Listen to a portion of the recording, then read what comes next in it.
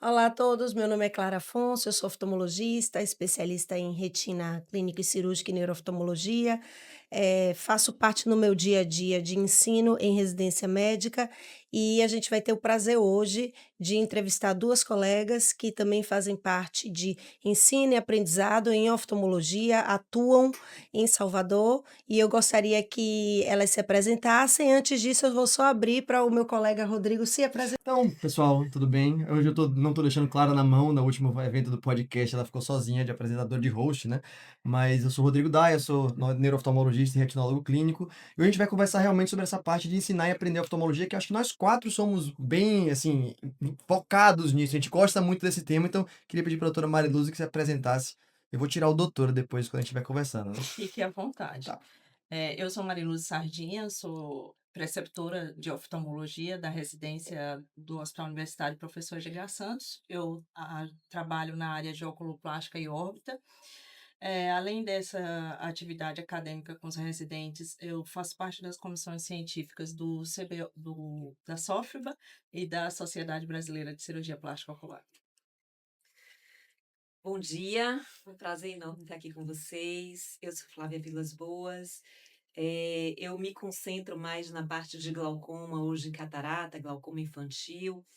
E eu estou, desde que eu terminei minha especialização, eu estou com os residentes. Comecei lá no Humberto Castro Lima, fiquei muitos anos, gostei muito de participar dessa residência. Foi minha residência também.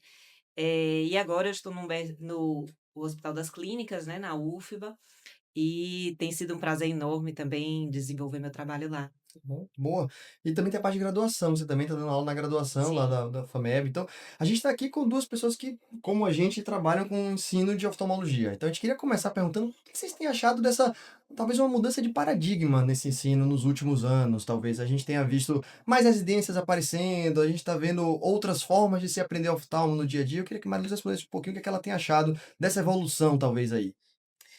Então, as gerações vão mudando, né? A tecnologia chegou com força nos últimos anos e a gente precisa se ajustar ao ensino, à avaliação desses residentes, porque manter a aula expositiva vem se tornando algo muito entediante para eles, e aí nós temos que construir novas formas de ensinar.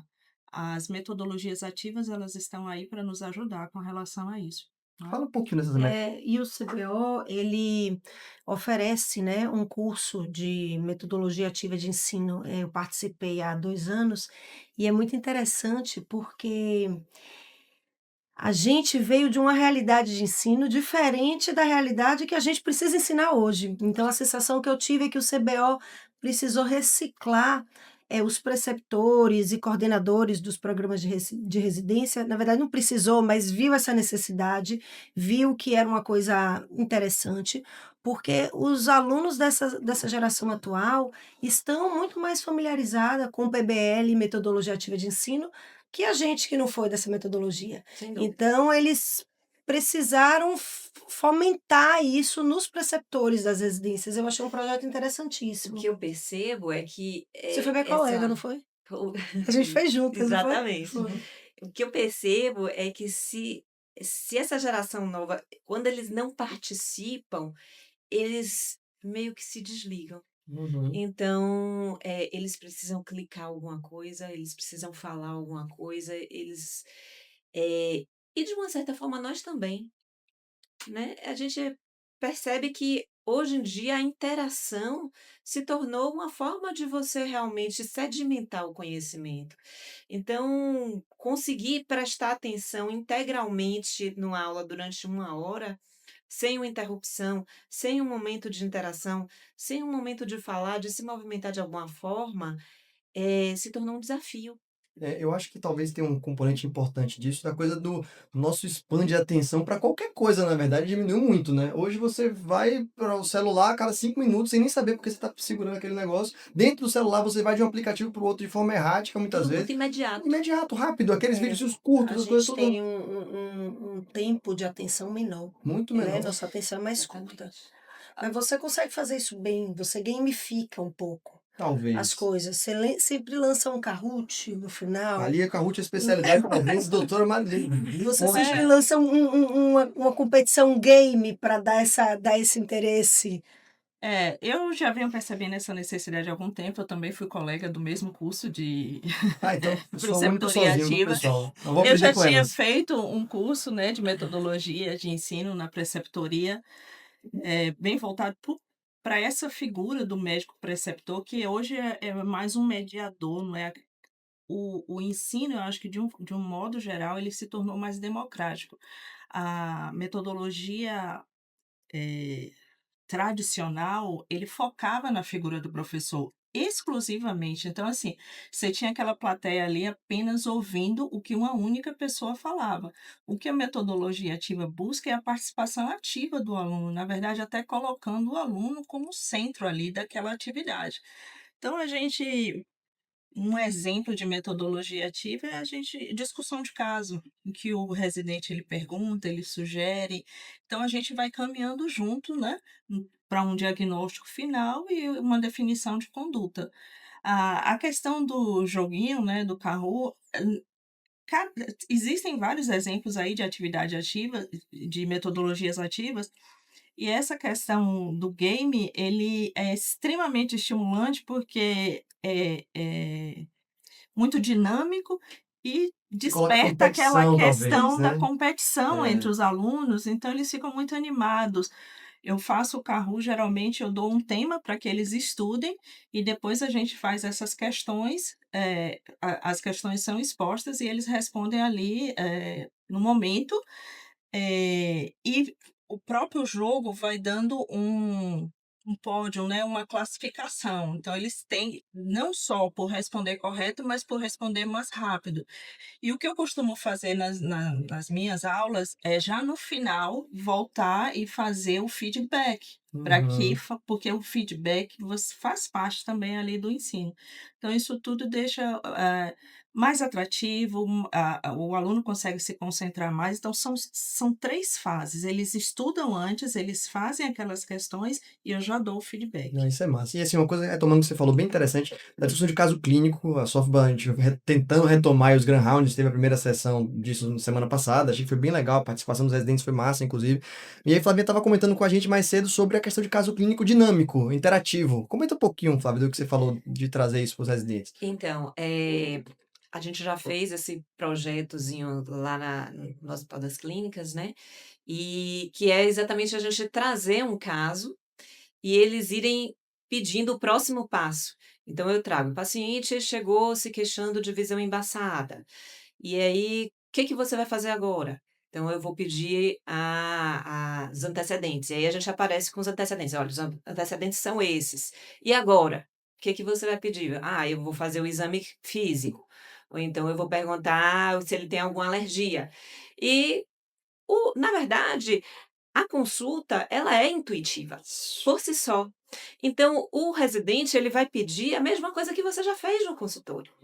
Então, essas respostas você já tem, mas o residente, ele percebe que ele está chegando naquela mesma conclusão que um médico mais experiente também chegou. Essa é uma forma bem interessante Muito de eles interessante mesmo. criarem uma autonomia. Porque muitas vezes, eu penso muito isso com relação à cirurgia. Sim, sim, Uma bom coisa tópico. é a pessoa operar ali, às vezes é um residente brilhante, assim, faz tudo muito bem ali com o preceptor do lado. Mas você tá na sua vida prática sozinho, é outra Sem situação. dúvida. Então, essa forma de abordagem faz com que eles, tenham uma forma de ver de que eles sozinhos, eles conseguem chegar naquele mesmo ponto final. Não, isso é bem interessante. Até a parte de treinamento de cirurgia, talvez uma coisa que a gente deva abordar um pouquinho, porque a gente fala muito da teoria, de gamificar a teoria. Agora, não dá para gamificar a cirurgia. Isso é sem dúvida, a menos que você tenha um modelo muito bem feito. Você tem modelos hoje em dia para cirurgia de catarata que são ótimos, né? Você tem Eles modelos dão nota, viu? Como Eles dão assim? score para performance cirúrgica. Os O bons simulador, simuladores, não é isso. Ou você tem um simulador, que você tem essa nota, você tem competição de simulador, você vê nos congressos, exatamente. eles Você vê no levam lá para congresso isso. as equipes competindo. Mas eu falo da cirurgia lá ao vivo. Você vai aprender no simulador é básico, mas você vai aprender a operar uma pessoa quando você está fazendo realmente a cirurgia lá. Você ensina a cirurgia também. E aí, qual é Ensino. a grande dificuldade? Imagino que para catarata, que é uma coisa que você está lá ensinando, tem muito tempo que eu não ensino catarata, mas bem estereotipada. A cirurgia vai ser a mesma cirurgia sempre, se a gente souber ali mais ou menos os passos de cada cirurgia, ele vai conseguir direitinho. Para vitreia é diferente. E aí? Vitré a gente começa sempre dos passos mais simples, e Hum, de cirurgias mais simples. E semelhante à catarata, é importante que a gente não dê para o aluno que está em aprendizado, sempre lembrando, um oftalmologista que está fazendo fellow de retina, sim. né, passos que possam comprometer o restante da cirurgia. Então, na catarata, a gente tinha um ensino de trás para frente, Sim. porque se você atrapalha, erra uma incisão, você compromete a cirurgia inteira, né? A vitré, não necessariamente, não tem essa obrigatoriedade de ser de trás para frente, mas de passos mais simples e que você consiga ter menos risco ali. Sim. Então, as primeiras cirurgias poderiam, as cirurgias externas, como a passagem de faixa, de uma Uhum. introflexão escleral, uma retirada de óleo, que é uma cirurgia muito mais simples e que você tem menos risco ali, que é o momento que o aluno vai aprender a mexer direito no microscópio, porque você tem ali 4 comandos no microscópio, e o movimento do olho, o quanto você consegue movimentar para olhar mais a periferia. E aí depois você vai depois para o corvítrio, que é aquele meio, aí depois você vai para a base vítrea, em última instância a mácula, É, né. e como é para órbita e como é para glaucoma, essa parte cirúrgica deve ser difícil também, isso aí É bem difícil, mas, quando o médico ele chega, o oftalmologista, né, ele chega para fazer esse tipo de, subespecialidade, ele geralmente já passou pela residência toda, então ele já é um oftalmologista. uhum. Ele já Já é um tem cirurgião. já é um cirurgião. Então ele já tem um outro posicionamento, inclusive perante a profissão. Sim, sim. Então, esse médico, ele tem um passo a passo na mente dele já é uma pessoa mais, experiente nesse ponto de vista. A gente tem medicina uma formação muito longa, né, são 6 anos de oftalmologia ou de medicina, 3 anos de oftalmologia, e a subespecialidade já são pessoas bem, né, mais maduras, então eu acho que isso ajuda Ajuda muito. muito, né. Então, vamos voltar um pouquinho antes de Hum. chegar no médico já que está Uhum, fazendo sim, fellow, sim. vamos voltar para a residência, porque a gente precisa ensinar Sem ao dúvida. residente para que ele já chegue com mais experiência para fazer o fellow, ele precisou passar por esse processo de Verdade. aprendizado na residência. E existe mais ou menos um guia, né? Quais são os objetivos que a gente precisa alcançar ao final? Quais são as competências ao final da residência, né? O residente concluiu o R3. Então, existe aí a matriz de competência de oftalmologia, né? Isso. Que foi atualizada em 2022 pelo Ministério da Educação, com o apoio do Conselho Brasileiro de Oftalmologia, e ali nessa matriz de competência a gente tem quais são as habilidades, o que se espera por ano, né, Uhum. ao concluir o primeiro ano de residência, o segundo ano de residência e o terceiro ano de residência. Então a gente precisa ensinar, assim, a esse residente desde o início. Então, falando mais especificamente com relação à oculoplástica, eles não começam realmente com órbita, eles podem entrar para instrumentar uma cirurgia, mas é uma cirurgia mais complexa, um campo de visão muito restrito, porque apesar de ser mais de ser cirurgia macroscópica, Uhum. né, comparado à cirurgia De microscópica de glaucoma, de glaucoma, de catarata. catarata, o campo é muito restrito.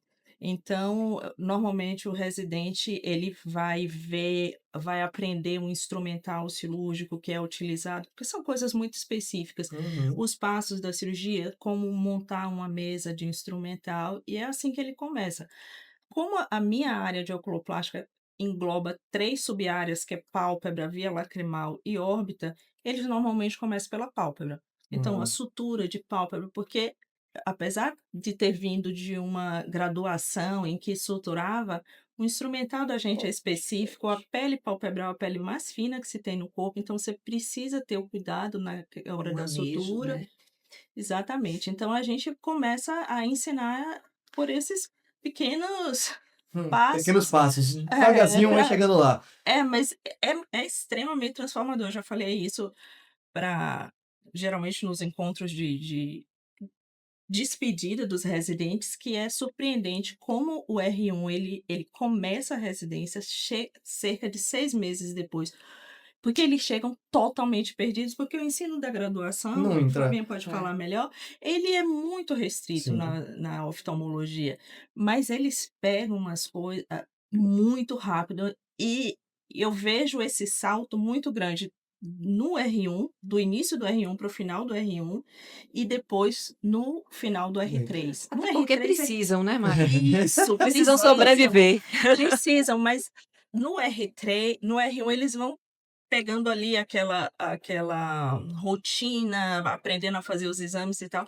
No R3, eles já têm a maturidade de um profissional já praticamente, Quase, É um outro totalmente. comportamento. E tem que ter. totalmente. Agora, eu achei muito interessante o que Mari falou, com relação a chamar para a base, né? A gente está falando da Sim, subespecialidade aqui, mas a subespecialidade, primeiro, que ela não é obrigatória. boa. Segundo, que quando o residente termina o R3, ele tem que ser um bom oftalmologista clínico. Um dos erros que eu tenho visto ultimamente é a subespecialização precoce. Uhum. Então, logo no início da residência, o residente ele vê: "Olha, eu gostei disso", e aí ele já começa a ser um Focar nisso. E especialista termina ficando com outras áreas deficientes, deficiências, que são perfeito. importantes para o dia a dia dele, é. Dele Mais talvez importante do que a sub. exatamente. Que Eu ele vai ter A oportunidade gente faz depois. neuroftalmo, mas você não vai muitas vezes você vai ver uma refração diferente, até a refração do paciente neuroftalmológico pode ser uma coisa mais difícil, então você Exatamente. tem que saber a base. Isso é excelente o que você falou, Flávio, É. concordo. Porque, o que que eu percebo? Por exemplo, a pessoa resolve fazer retina, ela vai ver retina a vida inteira, ela Uhum. vai para os congressos de retina, mas quando é que ela vai ver estrabismo? Só ali. Sim, sim. Quando é que ela vai Ela ver, viu, né, quem não córnea? viu, é. Então, assim, muitas vezes a pessoa olha ali os problemas na retina, mas deixa de ver que às vezes a alteração está na córnea. Uhum. Então, esse início completo é que faz a diferença depois. Concordo plenamente. Inclusive, a gente tem 2 coisas aí que a gente vai acabar juntando disso que Mari falou, que eu achei bem interessante da gente abordar especificamente. Um é a questão da matriz de competências, isso é fundamental mesmo, o CBO e o MEC tem isso bem delimitado do que a gente tem que sair aprendendo.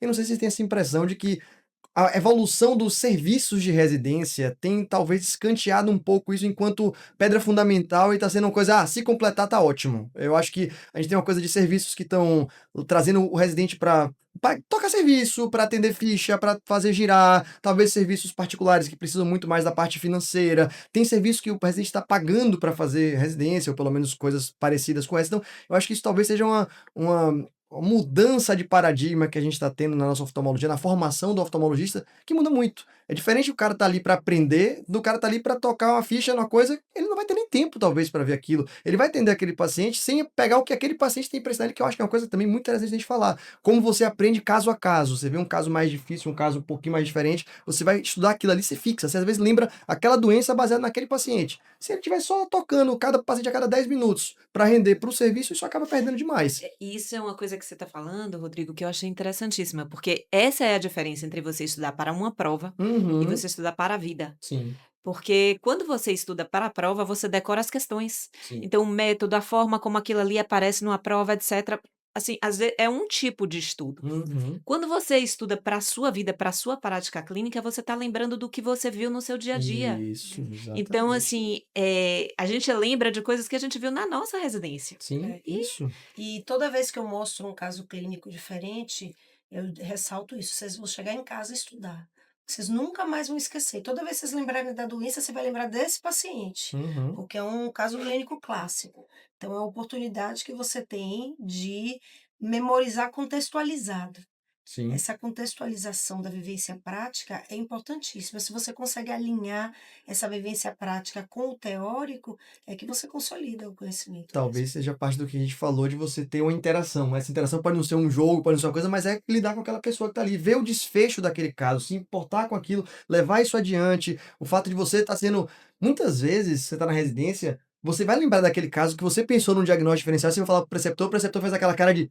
Pô, velho, você brocou, você vai ganhar aquilo pra sempre. Aquilo ali, você pensar que, pô, faz toda a diferença pra você Todo mundo tem uma fixar. história dessa para Todo contar, né? mundo, claro que tem. Eu até gosto, uma coisa que eu pensei para o podcast, se a gente tiver tempo, talvez eu faça, de perguntar um casinho marcante da época da formação, da época da residência, para todo mundo que vem, na verdade, tipo um bate-bola rápido, assim, uma coisa. Então vamos até abrir para isso. Vocês têm um casinho que você lembra, assim, da época da residência marcante desse jeito? Lembro de um caso que, na verdade, meu irmão pediu para atender um Hum, funcionário dele, porque estava com muita dor de cabeça. O senhor é residente lá no Ibope, e que achavam que era problema de óculos, né? sim. E aí eu comecei a atender esse paciente, falou que estava com dor de cabeça e nem acho que, que ele referiu visão embaçada. Mas eu coloquei, era um paciente jovem, coloquei para dilatar. E quando o paciente voltou para a sala, eu percebi que ele andava em diagonal. Eu falei: "Não, isso daí tem alguma coisa errada". E aí, quando eu examinei o fundo de olho, tinha um papiledema enorme. O paciente saiu de lá para o HGE, né, porque ele já tinha sinais clássicos de hipertensão intracraniana e tinha um tumor cerebral. Nossa. Então eu me achei, assim, como residente não, eu sou endeusada até hoje, isso já tem Uhum. alguns anos, eu já Pelo estou andar do analisando, paciente. porque eu não, e o paciente e a família Acho que disse assim: você. "Nossa, como é que ela descobriu oftalmologista e tomou a atitude", entendeu. Isso faz toda a Esse me diferença. marcou bastante, porque eu era um nada. Um nada não. Mas, Um nada não. É, Você estava em formação, uma sementinha para virar a doutora Maria Lúcia Sardinha, já era dali. Nossa, com certeza. Eu tenho vários que me marcaram, vários, muitos. Eu sou uma pessoa muito clínica, assim, então eu os casos clínicos me marcam, Uhum. assim, eu me lembro de um paciente que a gente tinha uma fosseta congênita do nervo óptico que apareceu com descolamento seroso. Eu lembro de muitos pacientes, recente eu tive um paciente que sentou no meu consultório e aí quando ele respirava, eu vi aquela respiração pesada, eu tinha perguntado se ele tinha asma, ele me disse que não, e aquela respiração pesada, usava beta bloqueador colírio para Hum. glaucoma, e eu falei: "O senhor tá gripado, tá com". "Ah, doutora, eu tô assim, o tempo inteiro assim, tô indo no pneumologista agora para resolver esse problema". Eu falei: "Meu Deus, e usando beta bloqueador". Sabe, são coisas Coisas. que realmente a gente presta atenção. Agora você tinha falado sobre a questão dos serviços que são mais rápidos, Uhum. público-privados e dos hospitais universitários. É uma dicotomia interessante. Yes. Eu, pessoalmente, eu acho que o ideal seria unir esses mundos. Porque Uhum. nas residências público-privadas, elas têm um acesso maior à tecnologia, Sem dúvida. né, e isso é muito importante na oftalmo. Sem a tecnologia, a gente fica com uma teoria vazia. E a agilidade desses serviços é uma coisa positiva, sabe, é uma coisa positiva. O problema é que muitas vezes essa agilidade acaba virando uma demanda Isso. por volume, esse é o grande problema, ao passo que nos hospitais universitários, você tem uma integração maior entre a oftalmologia e as especialidades clínicas, Também muito importante. né, de clínica médica. A oftalmologia, embora a gente às vezes pense que a oftalmologia é destacado da clínica médica, mas nós não somos destacados, é o que Mari falou, é o papiledema, né, são várias outras doenças são as reumatológicas, as vasculites, isso, as vasculites. uveites. Então a oftalmo ela anda muito próxima da clínica, e eu não sei em que momento foi da nossa história em que se pensou que a oftalmologia era separado. Então, assim, o hospital universitário ele traz isso de uma forma muito Muito forte, sem importante. dúvida. Então eu acho que essa congregação seria o ideal. E nesse sentido, eu acho que as matrizes de competência, elas podem agir acordando as residências para tentar fazer essa integração. A gente teve aquele pôster do Daniel Sim, Tenório no ano sim, sim, passado, muito bom, e que a inclusive. ideia dele inicial era exatamente ver onde é que estavam as deficiências de cada residência para que elas conseguissem trocar de alguma forma, né? Sim, esse post, inclusive, fantástico. Mas aí, se a gente pegasse essa informação e trouxesse, digamos que rodiziasse, talvez como um Sim. internato da faculdade, você aproveita o melhor de cada lugar, porque, vamos passar um estágio em determinado serviço que vai ter uma tecnologia dura, como você falou, a parte mais importante ali para desenvolver, que a gente não tem acesso no público talvez até tenha. No Imandústria, por exemplo, a gente tem bastante acesso à parte tecnológica. Mas talvez você não tenha acesso a coisa de cobrança de convênio. Residente às vezes sai e não tem a menor ideia de como é que funciona a vida A prática do menor dia a ideia. dia, não tem ideia. Então isso talvez seja uma coisa muito interessante de se pensar, de a gente Sim. investir nisso, talvez como evolução. Agora, nisso aí que você falou, existem 2 caminhos, assim. Existem as instituições, então é uma parceria público-privada, mas é um hospital sem fins lucrativos. E existem os hospitais privados.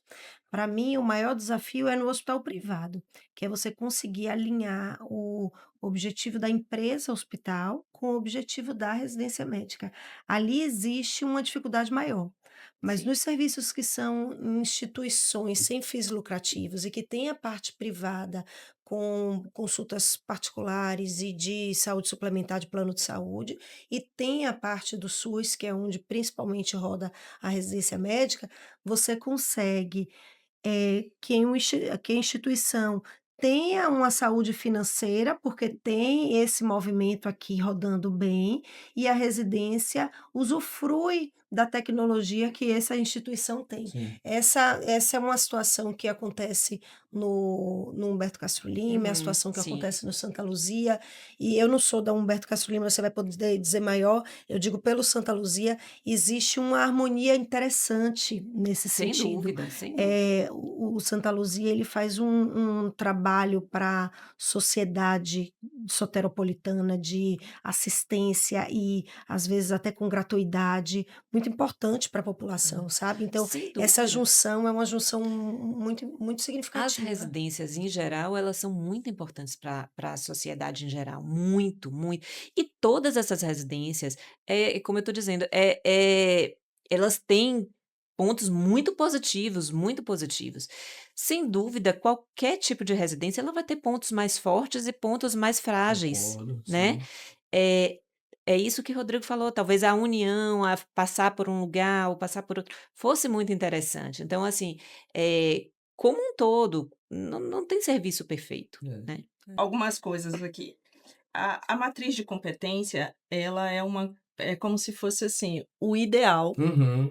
que serve para nos guiar. É o horizonte que a gente vai O caminhar. horizonte que a gente vai Sim. caminhar, perfeito, né. Então, assim, cada residência a gente tem um ponto mais forte em um em outro, e a gente vai tentando suprir essas deficiências. Por exemplo, nós não temos atendimento de emergência lá no hospital, eu acho que nenhuma residência tem, então eles vão fazer o Pô, HGE. estágio no HGE. Isso. A parte de baixa visão, que nós também não temos lá no Hospital das Clínicas, eles fazem hoje um estágio, né, de complementação no Instituto de Cegos, que eu acho fabuloso. Nossa, que Riquíssimo. coisa maravilhosa. Eu ainda quero falar nesse podcast dessa parte. A gente está falando muito da assistência, né, da cirurgia, do atendimento, mas a gente tem que pensar na prevenção da saúde ocular, a gente tem que pensar na reabilitação, isso Sim. tudo faz parte. Então, como o Flavinha falou, o objetivo da matriz de competência, e meu particularmente, é formar o R3 o melhor oftalmologista geral possível. Isso, exatamente. Ele não, eu falo isso sempre para ele, você não ama nem odeia nada, você vai aprender tudo, vai fazer tudo o que a residência tem para lhe oferecer. Depois que concluir a residência, até porque um bom oftalmologista geral resolve a maioria, né? É o dia a dia, um bom oftalmologista geral, ele vai Triar. resolver, não, e resolver mesmo, Flavinha, ele só vai triar aqueles casos Que que é são a muita sessão. menor Exatamente. para o neuro, para a glaucomatóloga, para a oculoplástica, para a retinóloga, entendeu? Então, mas ele ali, ele resolve. Isso ajuda muito na questão da saúde pública. E só para esclarecer uma coisa a vocês, todos esses serviços, eles são serviços privados. Eles têm essa questão da, eh de serem instituições filantrópicas, mas eles precisam se manter. E a Uhum. parte privada, ela não mantém o SUS. O SUS, ele precisa se manter. Então é fato que existem algumas diferenças. Por exemplo, é muito difícil você ficar colocando, cirurgia de retina pelo SUS se você não tiver um pacote diferencial, porque o que o SUS paga, ele Não cobre não o cobre custo. os custos. Então, num hospital universitário totalmente público, ele tem outras fontes. Olha que a gente também é cobrada sobre isso, Uhum. tá? Não é assim, ah, você pode fazer. Nós tem as auditorias para a gente colocar os códigos corretos, para que pelo menos aquele pouco repasse que o SUS faz, Claro, eu posso. ele possa ajudar ali nos gastos do hospital. O Irmandulce, ele é um público privado diferenciado, ele recebe muita doação, por isso é Isso. um hospital que tem equipamentos que exclusivos da residência, como Uhum. no caso das meninas aqui do Ibope e do Santa Luzia, que às vezes precisa usar Aparelho do o particular. aparelho do particular. Mas a gente também não tem um mar de rosas De no jeito nenhum, hospital de público jeito nenhum. totalmente, porque principalmente no Hospital das Clínicas, que é um hospital, um serviço de alta complexidade, a gente tem uma demanda muito grande. Então, o ideal talvez fosse a gente num hospital de ensino, porque é um hospital de ensino, Isso. a prioridade é o ensino, mas eu me, me julgo o tempo todo, porque naquele objetivo de tentar ajudar o paciente, você esquece um pouco do residente. Aí fica aquela coisa só de assistência, de atender muito paciente, a gente tem que ficar se policiando o tempo todo de, ó, o perfil desse paciente não é para matricular aqui, ó, o paciente resolveu o problema, a gente vai dar alta, porque o paciente ele tem muita vontade de ficar de eterno no Hospital das Clínicas. Fala, olha, explico, se o senhor ficar aqui, quando chegar um outro paciente com aquele mesmo problema que o senhor tinha, que já foi resolvido, não vai ter lugar para ele. Isso é muito Então, ruim. isso a gente tem que ter esse jogo de cintura, né? Todos os serviços, eles têm os pontos fortes, têm os pontos mais fracos, mas de um modo geral, eu concordo plenamente com você de que a oftalmologia, ela faz, o olho da gente faz parte do organismo e que isso é um privilégio no Hospital das Clínicas, a gente ter os colegas de outras especialidades, a gente tem um laboratório de patologia, para mim que faço óbito, a gente tem um serviço Uhum. de radiologia. Quase toda quarta-feira eu vou na radiologia discutir caso, discutir exames. Então, isso complementa muito. Talvez num hospital menor, como o Santa Luzia ou o Ibope, eu não tivesse o mesmo desempenho, não conseguisse fazer o mesmo que eu faço lá no Hospital das Clínicas. Eu vou até aproveitar então, essa aí eu já ia deixar talvez mais para o final, mas você levantou uma bola que eu não tenho como deixar de cortar. Que a gente está falando muito de ensino, de aprendizagem durante a fase de formação. Mas eu acho que tem 2 tipos de ensino que são fundamentais aqui. A gente vai falar da graduação depois, acho que também se tiver um tempinho. Mas eu acho que tem o ensino de formação do oftalmologista, mas hoje talvez com a velocidade com que a ciência tem evoluído, a gente tem um ensino continuado, a educação continuada, que a gente não pode parar no tempo e deixar de aprender. Então você falou que você está indo discutir casos na órbita, você está aí. Talvez a grande referência que a gente tenha de óbito e tá indo discutir caso para ver como é que tá. Então, eu acho que talvez a forma como a gente leva esse aprendizado adiante na vida também seja importante. O que vocês fazem, assim, para se manter atualizadas hoje com relação à oftalmologia? Glaucoma mesmo, Ave Maria. Se você parar um segundo, você já tem cirurgias diferentes, equipamentos novos, tudo E na última incrível. década, né, Isso, não era coisa assim rápida, antes, pois na é. última década o glaucoma realmente Deu um surgiu boom. muita É, novidade. muito, muito. Eu diria que os últimos 8 anos, talvez, houve uma revolução dentro do É. glaucoma, Uhum. sabe? A forma de pensar, a forma de tratar. Hoje em Colírio não dia necessariamente é a primeira opção mais. Então, não assim, é isso mais já a é. primeira opção, a gente já começa mais pensando no laser quando é possível. Então, o glaucoma deixou de ser aquela doença, que vai cegar o paciente. Então, a gente precisa, com isso, também ter um diagnóstico mais precoce, Uhum. tá? E entender que não é a pressão ali que é o centro de tudo. Sim. Então, esse mudança de paradigma, tanto para os residentes quanto para os pacientes, é muito necessária no tratamento do glaucoma. E aí entra a questão que ele falou da educação continuada, que a gente está tentando mudar esse pensamento também nos médicos que passaram a vida, né, com essa verdade nas suas mentes, não por culpa deles, mas por Porque na conta do época fato A que ciência, naquela época era ela isso, evolui. né? Era isso. Eles trataram corretamente a vida toda Exatamente, glaucoma com colírio e exatamente. nunca pensaram em outra Eles coisa. fizeram o que eles tinham de disponível de conhecimento naquela época, então hoje em dia a situação é outra. Eu falo para os meus pacientes assim: "Olha, a gente vai andando um pouquinho mais, né, então a gente tem pacientes mais antigos, eu falo: "Olha, hoje a minha primeira opção para sua cirurgia não teria sido essa que a gente Uhum. teve.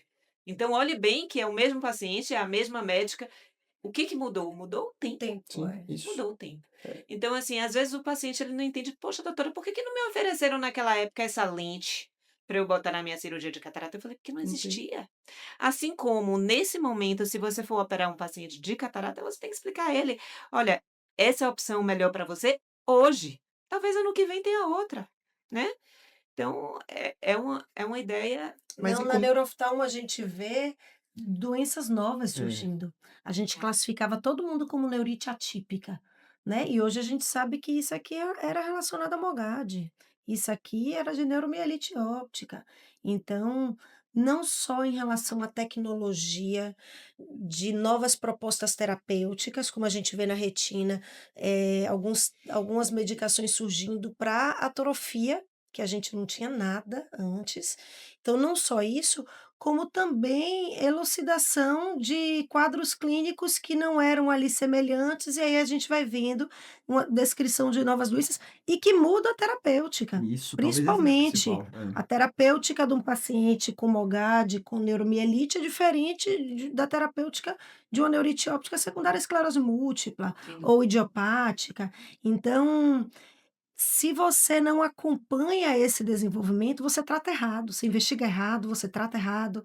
Então é um desafio. Particularmente eu acho que os congressos têm Sim, uma boa. função importantíssima e a gente que faz subespecialidade termina também tendo que estar sempre acessando o PubMed, lendo os artigos científicos, as principais revistas na subespecialidade, os artigos que estão saindo. O que eu gosto bastante nos congressos, que agora tem sido feito com mais frequência, e quando a gente estava na organização do último da SOFIB, a gente tentou fazer muito, são as sessões integradas. Uhum. Porque acaba que a gente termina assistindo as sessões das nossas especialidades, né, e isso, eh, dificulta mais ainda um pensamento integrado. Quando a gente vê as sessões nos congressos integradas, você acaba, sendo uma ponta de um iceberg de coisas que você vai ter curiosidade de depois procurar sobre outras especialidades, e aquilo traz a integração que é muito necessária. Pensa, a gente está dentro do olho, que já é um órgão tão pequenininho, e dentro desse olho a gente está querendo tratar um pedacinho, né, então assim, é a particularidade da particularidade, então sem dúvida nenhuma a gente tem que Eu falo isso às integrar. vezes pro paciente, como é incrível que a gente pega um órgão de 2 e poucos centímetros É, e a gente divide em 12 subespecialidades. mas é muito engenhoso É, o o olho, incrível, né. é fantástico. Não, tem justificativa, mas que é É, impressionante, é. é. E é talvez a ideia da gente fazer sessões integradas, eu vou até aproveitar para fazer um convite que a gente vai ter o Cinema da Software, é um evento que a gente tenta colocar para esse ano, inclusive vai ser sobre novidades nas áreas, acho que vai ser bem legal, acho que é uma forma da gente manter essa atualização além dos congressos que a gente falou muito bem.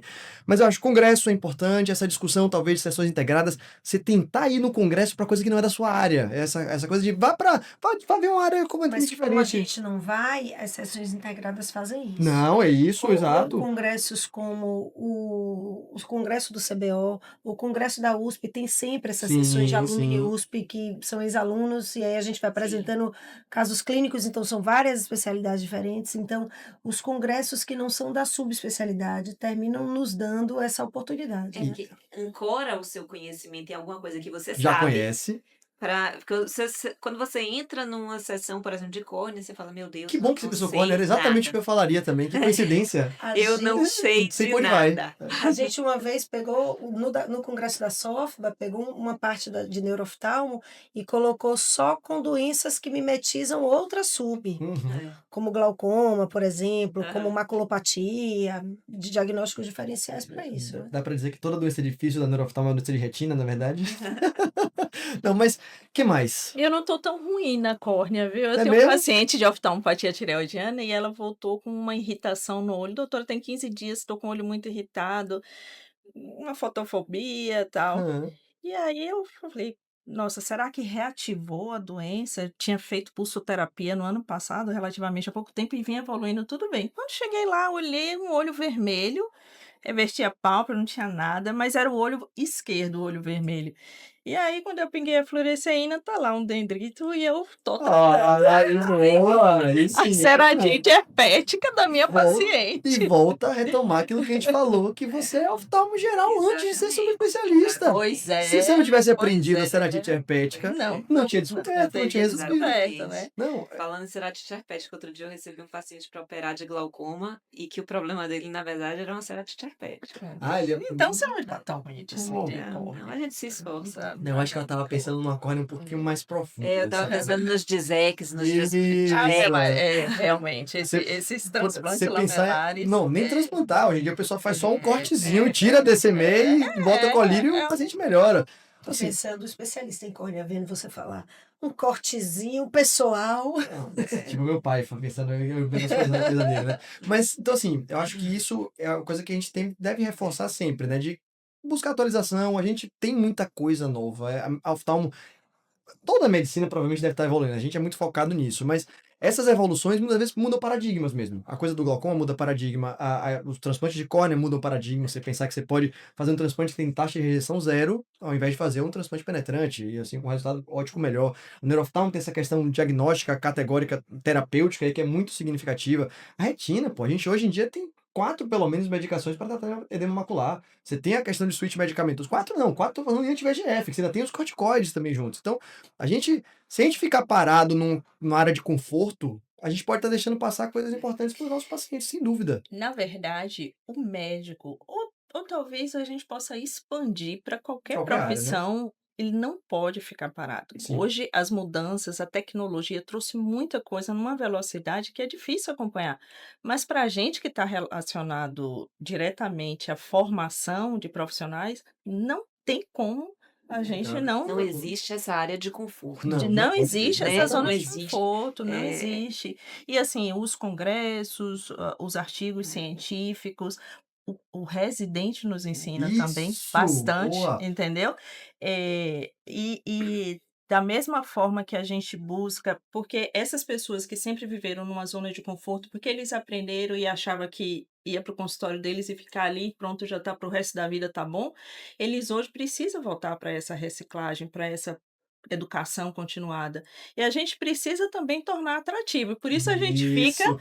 buscando essas as sessões interativas, as metodologias ativas também no No congresso, congresso. porque hoje a gente evita colocar aquelas aulas expositivas mais longas, colocar muito discussão de caso, inclusive com participação da plateia. Uhum. Tudo isso, são exemplos de manter a atualização, né, e o conhecimento Tem um científico. lado que você falou da tecnologia que eu acho que é interessante até a gente mencionar, porque pode ser que tem gente que ouça o podcast e não conheça. Você tem ferramentas de inteligência artificial para essa parte científica hoje. Então você tem o Open Evidence que é disponível aqui no Sim, Brasil, sim, que é sim. um auxílio maravilhoso. Você escrever, você não precisa pesquisar, você pode perguntar para a ferramenta e ela lhe responder de artigos mais novos, para você se atualizar em algum tema, algum caso clínico de paciente. Para quem tem CRM, isso já é gratuito aqui no Brasil. Então, eu acho que é uma coisa interessante de se mencionar. interessantíssima. Outra dica é o notebook LM, Essa é nova para criar, que exatamente. você, por exemplo, quer fazer uma revisão de um subtema, O ELIST. você pega os principais artigos científicos daquele tema e você joga no notebook, ele lhe dá bubble map, ele lhe dá resumo, ele lhe dá podcast. Isso é Se muito você impressionante. tiver, por exemplo, você está no carro, você tem interesse em ler um artigo científico, você pode jogar nele, ele lhe dá uma entrevista com o autor do artigo científico Aspas, por explicando, favor. Pelo amor de Deus. a inteligência Aham. artificial faz, né? Aham. Com os dados do artigo, explicando metodologia, resultado, conclusão do artigo. Então, transforma até algo mais teórico em algo mais dinâmico. Então, realmente, É. Na esses verdade, eu acho aplicativos que o vêm que para eles somar. fazem é exatamente isso, dar a possibilidade a você de perceber qual a sua melhor forma de aprendizado. Uhum. A minha melhor forma de aprendizado é lendo, então eu vou ler um resumo. A minha melhor forma de aprendizado é ouvindo, então eu vou ouvir um podcast. Então, a inteligência artificial, nesse sentido, ela, na minha opinião, é um divisor de águas. Uhum. Porque sabe aqueles conhecimentos mais bobinhos que a gente tem, aquelas dúvidas.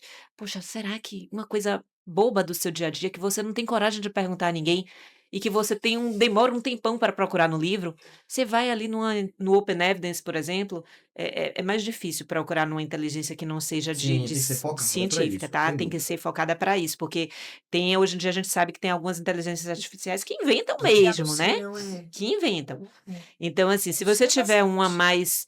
mais científica, que lhe mostre uma Fonte disso. fonte, uma referência bibliográfica que você possa se ancorar ali, é fantástico, É. né, você tira uma dúvida de anos, às vezes, em minutos. Sim, eu acho. Inclusive, na verdade, a gente provavelmente vai ter um podcast sobre inteligência artificial, já está no planejamento, a gente só está tentando ajeitar para conversar com pessoas que saibam sobre isso, e até no limite ético dessa coisa do paciente e tudo mais, vai ser para um outro momento. Mas, Mari, falar uma coisa, eu te interrompi. Não, é esse cuidado que a gente tem que ter com a inteligência artificial, e você usar bases, inteligências artificiais direcionada, né, que vai ter uma base de dados ali, limitada, Uhum. voltada com uma credibilidade. Como o caso do Open Evidence, por Sim, exemplo, sim. você não vai você perguntar a um ChatGPT, ele vai ter uma base Ele vai de dizer que sua dados pergunta é uma pergunta maravilhosa e não, é, o ser humano não foi na e Lua, é coisa desse e tipo. é fantástico, porque toda hora ele: "Eu quero que eu faça Ele mais alguma coisa", apoia. é de um cavalheirismo impressionante. Mas, tinha que acontecer isso daí, né, tudo muito perfeito, porque com o volume de informações, a gente precisava também, Filtrar. filtrar e ter ferramentas que facilitassem. Imagine, eu sou de uma época, isso é bem de pessoa de idade, mas eu sou mais velha do que do grupo, mas eu ia estudar na biblioteca com livro, Sim. né, a gente tinha acho que Flavinha dos livros grandes, pesados, você É, ainda mas eu chegou fui a nessa usar, época né. também, viu? Pois é, mas assim, de Da você Barça. Hum. imagine de você ir numa biblioteca, hoje você tem Open Evidence num aplicativo ali Sim. na palma da sua mão, né. Então, tinha que ter alguma facilitação É para a uma coisa. gente conseguir dar conta mínima disso aí. É curioso, na verdade, você falar isso, é um comentário que meu pai que faz, vou até roubar dele, mas o livro morreu enquanto ferramenta de ensino na oftalmologia, praticamente. Hoje ele é um compilado básico, inicial, que quando você compra um livro, ele já está automaticamente desatualizado. O livro, ele é uma forma de você ensinar, vamos dizer assim, aquela coisa global do que você tem de evidência até o momento, mas você não pode praticar neurooftalmo com um livro de neurooftalmo. Mas para o residente, sim. Isso, para formação Eu básica, acho que para exatamente. sub, sim, Exatamente. morreu, É, porque é. você está dando uma aula muito específica de algo que realmente muda a cada 2, 3 anos, Uhum. que é o tempo que as edições surgem, mas para a oftalmologia geral, para um bom conhecimento geral, o A livro base. ainda é Ah, com extremamente certeza. importante. O livro ele é interessante na construção, Boa. porque é muito difícil você construir sozinho, Sim, né. você não saber o básico e ir Uhum. para um PubMed. Uhum, É, uhum. sim. Então, assim, Perfeito, você não exatamente. sabe aonde vai procurar. Essa que é a grande questão. E aí a gente volta para a questão dos anos iniciais da residência, a gente ter o noção geral. Porque é importante que o residente ele saiba o básico de tudo, para que ele consiga ter para onde voltar. Espera aí, deixa eu ver aqui, isso aqui talvez seja um assunto que é de outra não é de retina, Necessariamente isso. exatamente. Então essa construção que ele fez, ele partiu de alguma coisa. Para você partir do zero, é muito difícil você saber onde é que você vai Concordo. buscar, É né, é perfeito muito isso. difícil. E essa base é fundamental para transformar informação em conhecimento. Uhum. Porque se você ficar só jogando informação e você não tem essa base, você não transforma a informação em conhecimento.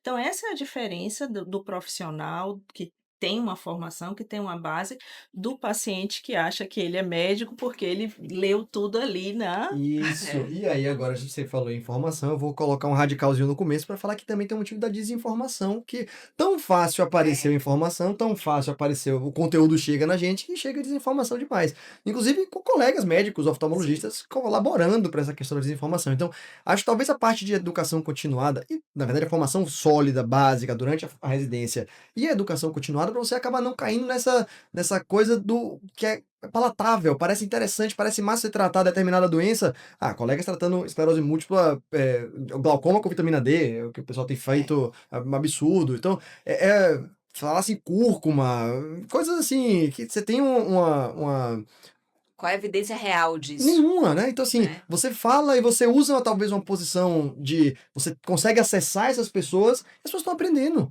Então, as pessoas acabam indo por esse caminho, porque é um caminho que parece prático, é um caminho que parece fácil, é um caminho que é na moda. Então, você tem que também tentar debelar isso. Eu acho que os congressos acabam ajudando muito nessa parte, né? Quando a gente organiza para Que falar sobre isso. porque o que eu percebo muito é que quando você chega numa ferramenta como, as redes sociais, por exemplo, qualquer Boa. pessoa pode chegar e dar um aspecto de autoridade Sim. a uma informação que muitas vezes não é. Uhum. Então, é muito fácil uma pessoa chegar ali e começar a postar vídeos e etcétera, e começar a falar sobre um assunto, e muitas vezes até nós mesmos, profissionais, a gente: "Poxa, será que isso é verdade?". E aí você tem que Ainda voltar mais para se não for sua área, né. pois Isso, é. Então exatamente. assim, você tem que voltar: "Poxa, deixa eu ver, existe uma evidência científica sobre isso", né. Aquela informação ali, ela está lastreada em alguma outra informação que foi pesquisada, que foi estudada. Então, falando sobre a residência, uma coisa que eu percebo muito atualmente são os vídeos de cirurgia. Boa. Então, o vídeo de cirurgia é uma ferramenta poderosíssima para o ensino. Sim, Gente, é muito boa, mas com todas as ressalvas do Onde é mundo. que mas tá? quem está ali operando é uma pessoa experiente Uhum. e que muitas vezes parece que aquela manobra que ele está fazendo ali é super fácil. Sim. Gente, é super fácil para ele que já fez quantas vezes? Aham. Quantas vezes ele já fez aquela situação? Então, assim, saber triar entre uma manobra que serve para o residente que está começando e que vai facilitar de fato a vida dele, mas e uma outra manobra Que tem uma que curva de aprendizado longa. longa, é aí que está o professor. Uhum. É o professor que vai: "Olha, Que professor, já eu viveu vi aquilo. essa manobra aqui no vídeo. O senhor acha que é alguma coisa que vai servir, ou você acha que é alguma coisa que vai servir para mim, que vai facilitar de fato minha vida?". Então essa não é a pessoa ver um vídeo e achar: "Pô, eu já vi 10 vídeos disso, eu tô sabendo".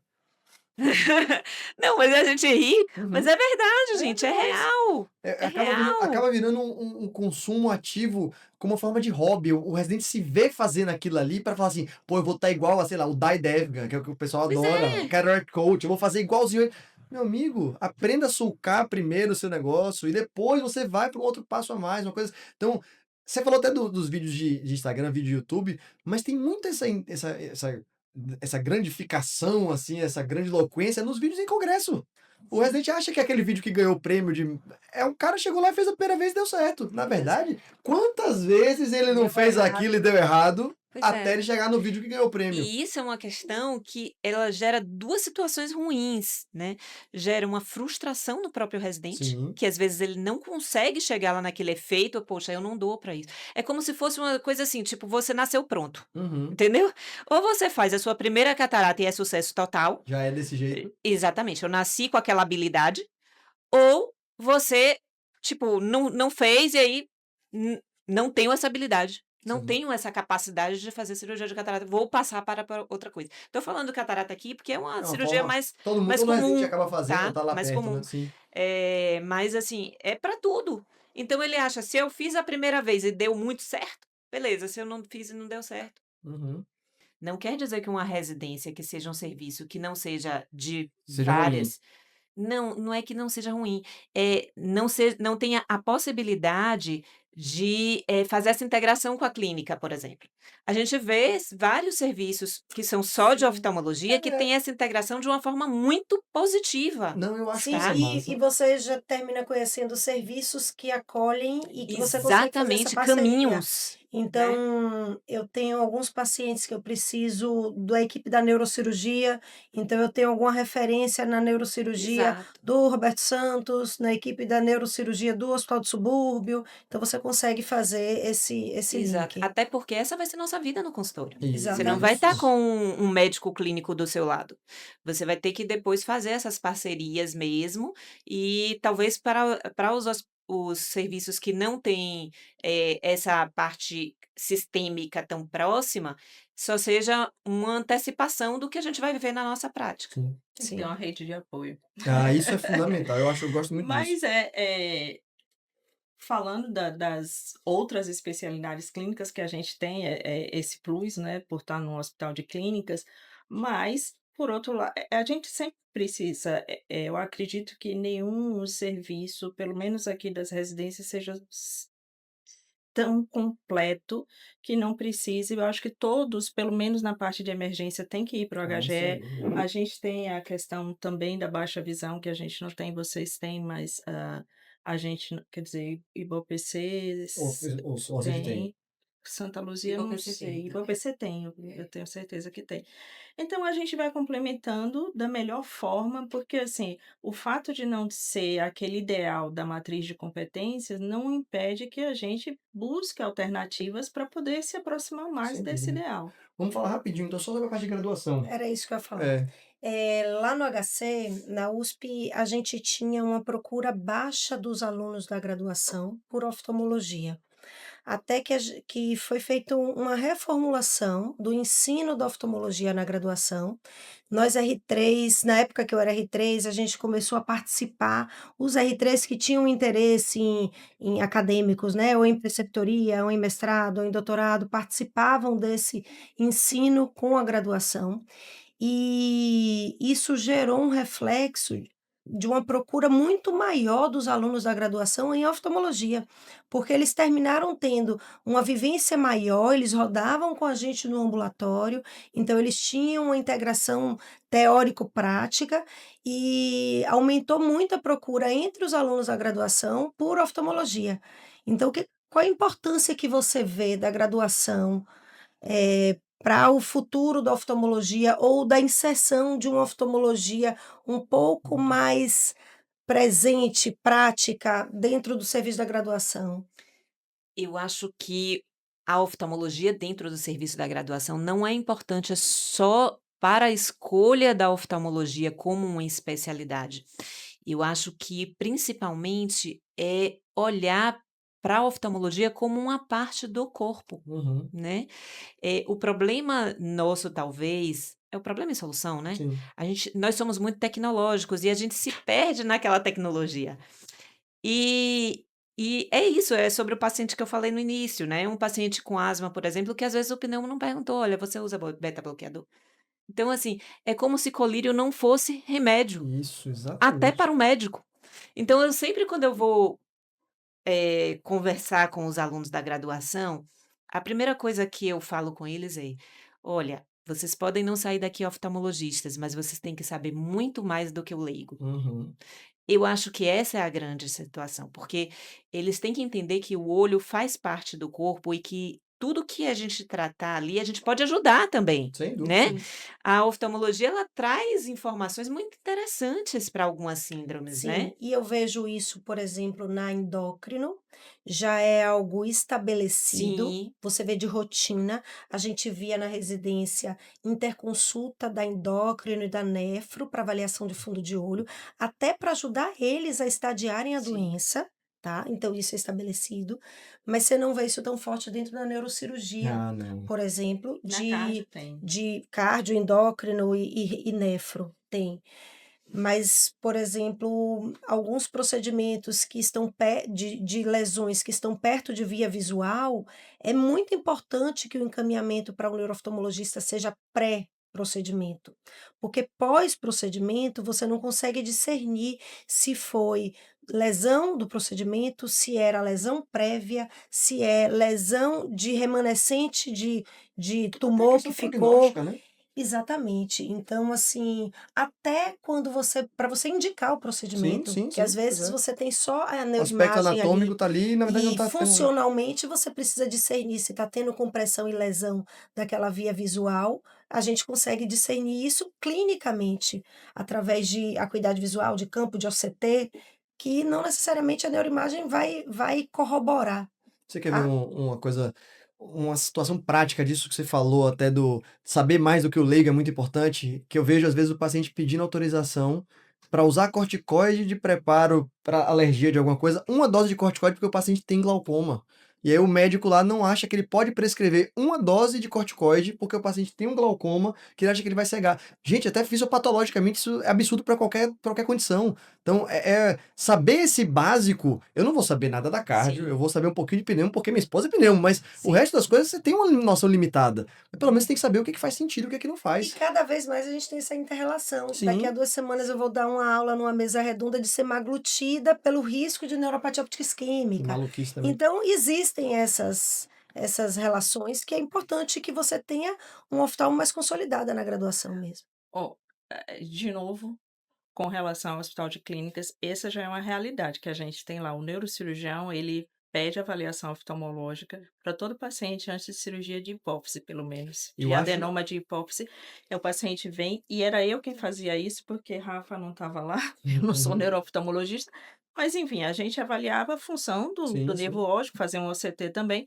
fazia pré e pós, né? Campo Então, Eu visual, acho que mas eles pedem, lá no Hospital das esse Clínicas talvez eles seja pedem. o grande ponto aí, que você tá falando, na verdade. É, Em ambiente acadêmico, isso talvez seja 100%. Exato. é. E Fora, mudar muda isso na muito. base, Isso. porque quando você muda na base, aquilo se replica, Para todo mundo. né? Eu acho que esse é o ponto. O neurocirurgião do UPS, o neurocirurgião acho que do Roberto Santos, o pessoal tenta quando tem disponibilidade, às vezes o acesso é mais difícil, mas quando você está no ambiente acadêmico, isso funciona bem. Sair um pouquinho, você perde essa coisa talvez, entender a interdisciplinaridade como parte fundamental daquele paciente que está tratando. Aí entra justamente o argumento.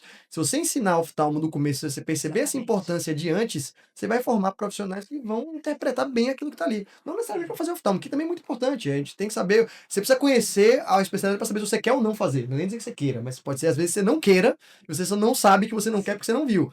Mas eu acho que fortalecer para que todo mundo saiba um pouco dentro de cada área, eu acho que isso é fundamental. Acho que isso é importante Eu demais. acho que, na verdade, tudo que a gente está discutindo aqui, a gente está discutindo para que a gente semeie uma nova geração diferente Com da que a certeza. gente tem. Então, na verdade, a gente sempre olha para o passado, né? Uhum. Então, essa geração que está aqui hoje em dia é uma geração que foi criada há muito tempo atrás. Então, nós estamos criando para uma outra geração, que provavelmente, quando eles forem já, né, eles Os tiverem professores. os professores, já vão ter outras coisas mais novas. Então, a gente está discutindo aqui para a gente criar outras ideias, né? Sim. De que os neurocirurgiões que vão sair, eles já saiam com um pensamento diferente. Uhum. Que os médicos que vão se formar, que eles já se formem pensando que a oftalmologia é uma especialidade que faz parte olhar também Com e que faz certeza. parte perguntar na anamnese, né? Então, acho que por hoje, só que conversa fantástica, né? Adorei, Achei que foi adorei. muito bom. Achei que pô, tem ouro aqui nessa nossa discussão. A parte de aprendizado, acho que vale ser ouvido tanto por quem quer aprender como por quem quer ensinar também. Acho que foi bem legal. Eu queria agradecer as duas por terem participado aqui com a gente. Agradecer, Clara, por ter topado essa nossa empreitada aqui também de sempre. E é isso mesmo. Obrigado. Palavras finais. Achei maravilhoso, um prazer ter Flavinha aqui Sim, Muito nessa obrigada. parceria. E agradecer a vocês pelo convite, pela sugestão dos nossos nomes e continuar determinada aí no ensino, né? E no aprendizado, porque esse binômio está totalmente interligado. Bom, aproveitando aqui o podcast da Software, nós gostaríamos de convidar todos para participar do Cinevisão. A primeira edição desse ano vai acontecer no dia 30 de maio, com o tema atualização atualização em cartaz. em cartaz. É. Então, vão ser temas diversos para a gente falar sobre atualização nesses diversos temas. Muito obrigada. Muito obrigada. Eu queria agradecer a Rodrigo e a Clara pelo convite e a parceria de sempre com Mari. Foi Não, maravilhoso foi maravilhoso. participar. Foi fantástico. Obrigado. Obrigada. Obrigada, gente.